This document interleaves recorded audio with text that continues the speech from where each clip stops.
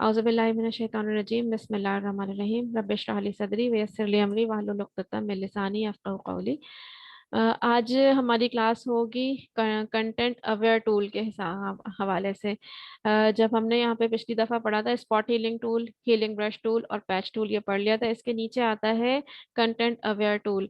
आज हम इसको पढ़ेंगे। इसका काम यही होता है कि हम चाहते हैं कि हमारी इस इमेज के ऊपर जो है वो जगह चाहिए है, मुझे चीज हटानी है, दूसरी जगह लेकर के जानी है, मुझे यहाँ ये चीज सही नहीं लग रही है। अब मैंने जो है मैं उसको कंटेंट अवेयर टूल से काम कर सकती हूँ।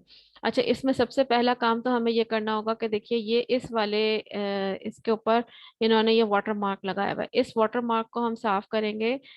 हीलिंग ब्रश टूल से भी कर सकते हैं और जो है वो हम इसको उससे भी कर सकते हैं, स्पॉट हीलिंग टूल से भी कर सकते हैं। लेकिन स्पॉट हीलिंग टूल से अगर हम करते हैं तो देखिए ये इतना अच्छा नहीं रिजल्ट देता। वजह क्या है बताती हूँ मैं भी आपको कि ये स्पॉट हीलिंग टूल जो है ना अभी ये दे रहा है, इसके बाद ये नहीं देगा। वजह क्या होती है कि स्पॉट हीलिंग टूल जो होता है ना ये आसपास की चीजों से ही वो उठा करके लगा रहा होता है। अब आसपास में अगर हमारे पास लंबी चीजें हैं ना तो वो दीगर चीजें तो वो उन्हीं को उठाकर लगा रहा होता है। यहाँ पे ये इसको सही मुश्किल से कर देखिए, ये बार बार वही लेकर आ रहा है।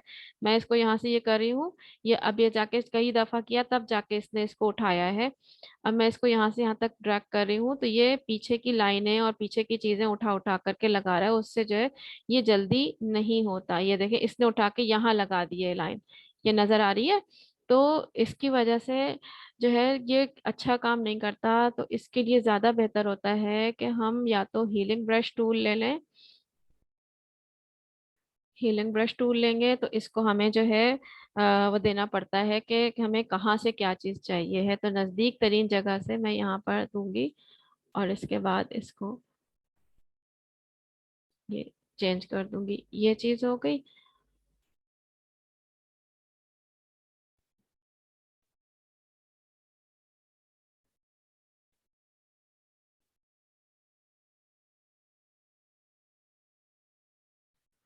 अब मैं यहाँ पर इसको दोबारा से फिर दूंगी ये वाला, ताकि ये वाली चीज भी क्लियर हो जाए। ठीक, ये तो हमारा हो गया। एक मिनट, ये थोड़ा सा रहता है। ये जब हम स्पॉट हीलिंग से कर रहे थे तो उसकी वजह से हुआ ये था कि उसने यहाँ पर उठा करके लाइनें लगानी शुरू कर दी थी।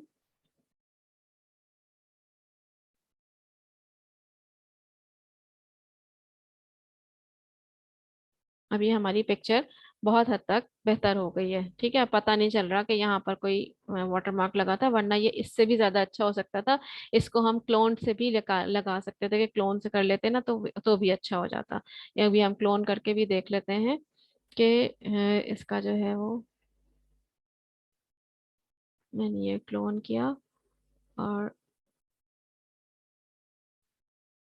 ये देखिए ये क्लोन अगर करूंगी तो ये लगाना शुरू कर देगा।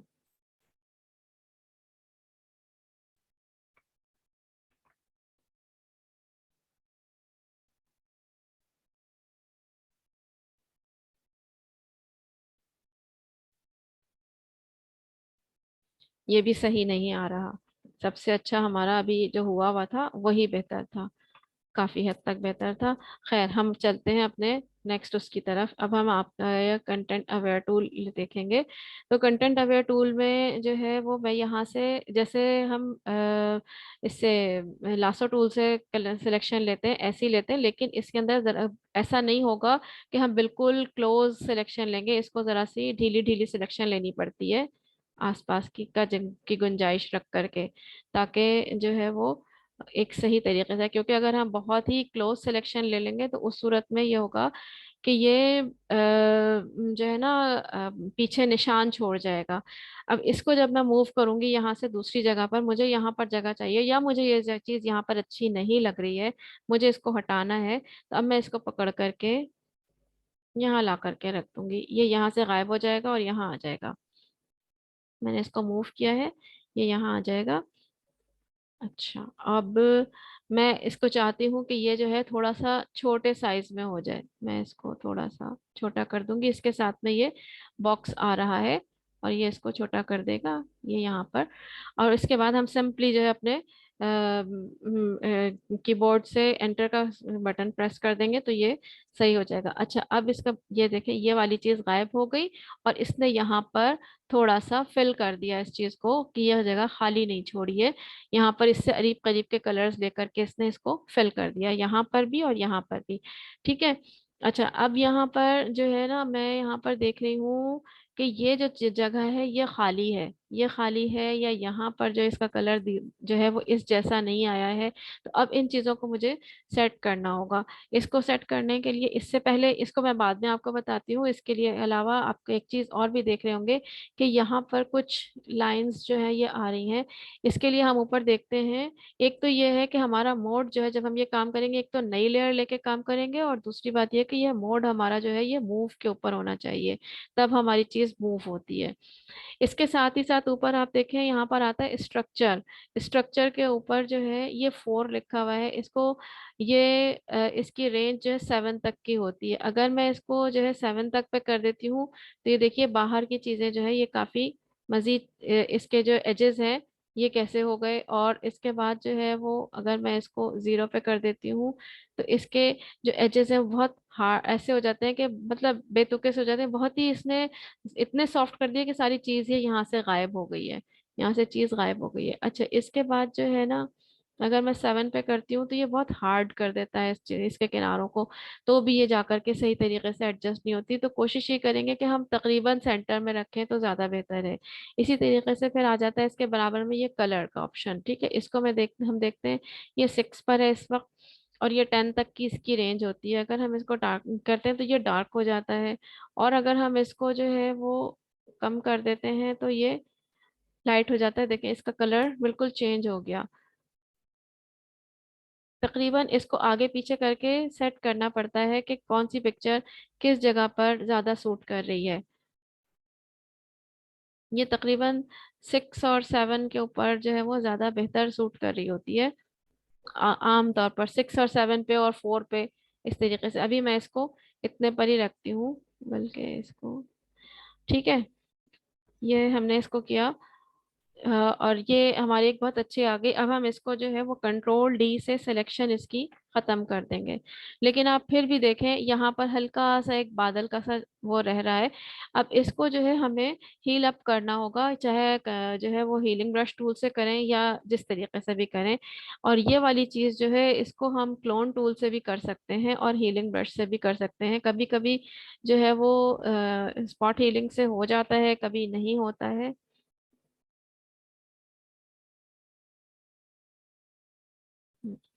स्पॉट हीलिंग के लिए हमें यहाँ पर हम एक लेयर और ले लेते हैं, दूसरी लेयर पे काम करते हैं। यहाँ पे ये नहीं काम कर रहा है। अच्छा, अगर मैं ये पैच टूल ले लूं और इसके बाद इसको जो है वो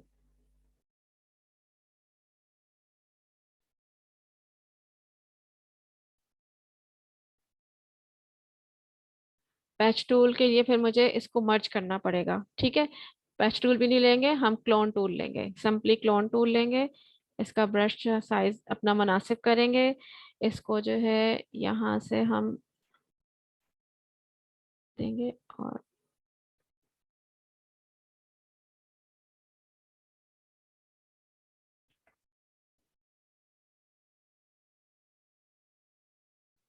ये देखें, ये हमने इसको यहाँ से इसको फिल कर दिया। ठीक है, ये हो गया। अच्छा, इसी तरीके से यहाँ के लिए जो है वो हम यहाँ से इसको सैंपल दे दिया।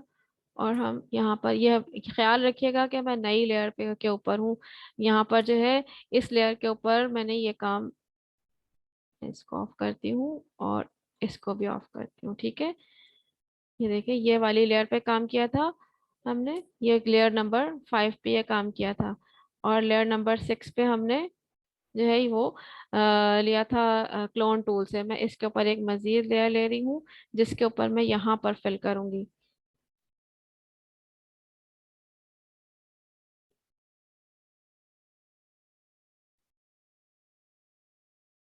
इसमें एक ये फायदा होता है हमारे पास कि जो अगर हमारा एक्स्ट्रा चीज हो गई है, जैसे कि आप देखें ये यहाँ पर कलर आ रहा है, तो इसको हम इरेज कर सकते हैं।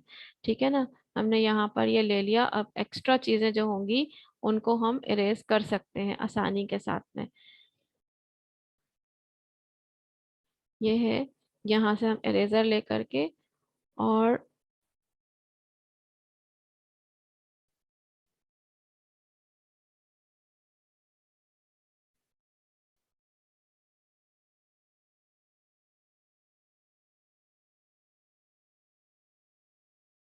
ये वाली चीज भी हमें क्लियर करनी होगी, क्योंकि बाजू इसका जो है वो यहाँ तक आ रहा है ना। तो हमें क्लोन टूल फिर से हम लेंगे, और इसके बाद इसको यहाँ से ये देंगे, और ये यहाँ पर इस तरीके से आएगा ये। और फिर इरेजर लेके जो फालतू चीजें होंगी उन्हें हम क्लियर कर देंगे।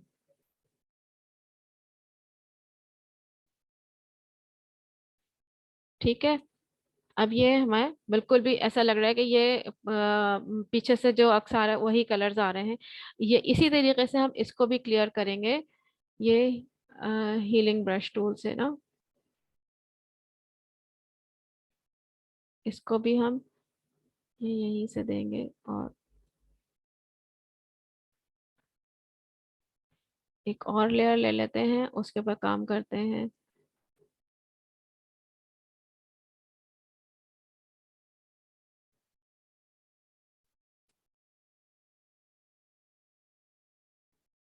इसके बजाय हम ये हमें देखना पड़ता है कि किस पिक्चर में हम कहाँ से क्या कर सकते हैं।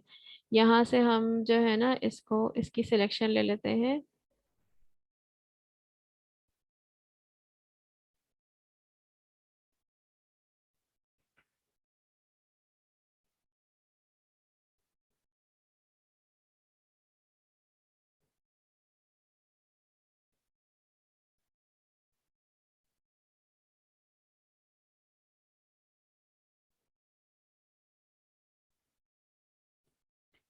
पैच टूल मैंने लिया है, अब मैं इसको सिंपली लेके यहाँ जाती हूँ। अच्छा, पैच टूल लेने के लिए बात वही आ जाती है कि हमें जो है चीज़ों को मर्ज करना पड़ेगा।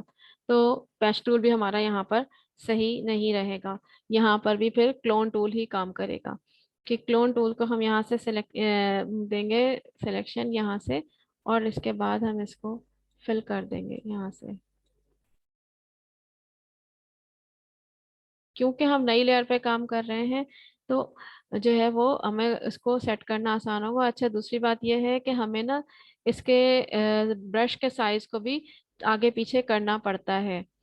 ठीक है ना, ताकि हमें, और बार बार इसको जो है वो भी देनी पड़ती हैं थोड़ी थोड़ी दूर के ऊपर जा करके इसको बार बार बताना पड़ता है कि यहाँ पर अब क्या करना है। सोर्स देना पड़ता है इसे।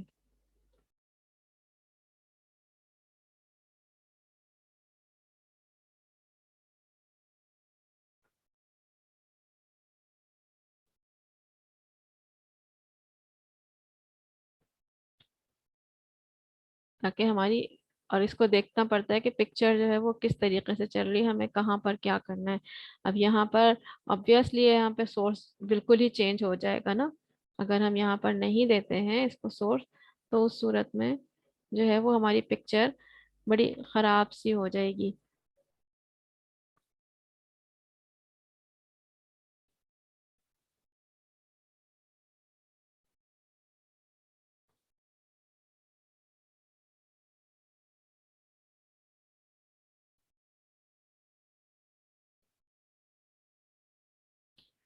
अभी भी इसमें काफी सारा काम बाकी है, क्योंकि मैंने बहुत ही रफली काम किया है। तो अंदाजा बहरहाल हो गया होगा, इस तरीके से काम करना है, और इसको काम करके इसको क्लियर करना है। अब ये वाली जगह जो है ये क्लियर हो गई है, और यहाँ पर ये बंदा आकर के बैठ गया, और साइज भी हमने इसका छोटा कर दिया है। तो मेरा ख्याल है कि चीज समझ में आई होगी, इसको आप लोगों को भी ये काम करना है। ताकि जो है वो फिर कोई भी इमेज लेकर के उसमें से ये काम करके दिखाएं। इंशाल्लाह ताला नेक्स्ट क्लास में हम फिर इसको फिल टूल भी देखेंगे। सही है, अभी आपने सिर्फ मूव टूल को ही मैंने कर किया है।